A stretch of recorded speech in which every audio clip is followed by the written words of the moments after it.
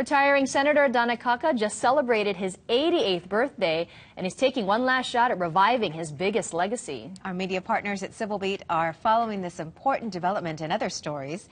And joining us over Skype is CivilBeat.com reporter Chad Blair. Good morning, Chad. Good morning, KITV. So we're talking about the Akaka bill and what's Senator Akaka's plan and what's different about the bill this time. What's different about the bill is that there was a section that had to do with setting up a role that would identify people that qualify as Native Hawaiians. They would be part of this governing entity that would be set up. But you may recall that the state actually set up its own role commission, and right now is currently counting people that may qualify as Native Hawaiians for this government. So that is no longer in the bill. The hope is that maybe that makes the bill less controversial in the Congress. You know, when both the House and Senate were controlled by Democrats, there was a lot of hope that the bill would pass, but it failed. So what are the chances the Akaka bill would pass this time around?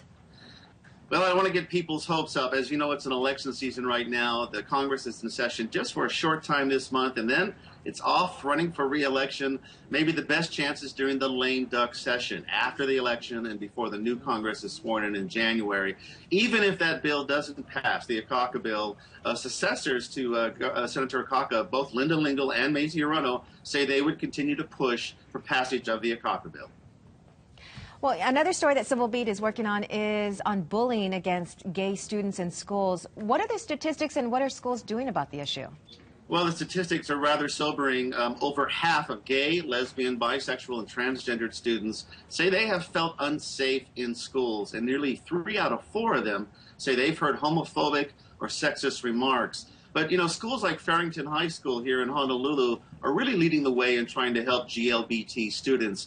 One of the things they've done is they've set up Gay Straight Alliance networks. These are support groups, really to let folks know, GLBT students, that they are not alone, that they have support, and they're looking out for them. Well, Chad, that is the good news in all of this. And finally, a recent report by the Hawaii Tax Review Commission suggests a slew of tax increases, including the general excise tax, the beer tax, you know, and any talk of taxes. Yeah, let's raise the taxes on beers. You know, any talk of taxes just gets people riled up. So what's the latest on that?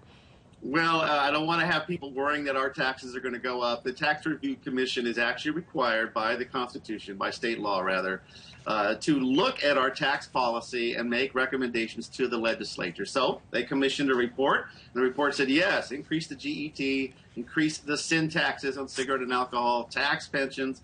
But I can tell you the reception yesterday at the legislature was not very warm at all. Over half of the State House, for example, lawmakers said, you know, it just isn't the time for these kind of tax hikes. So don't expect this stuff to become law anytime soon. Especially in an election year, right, Chad?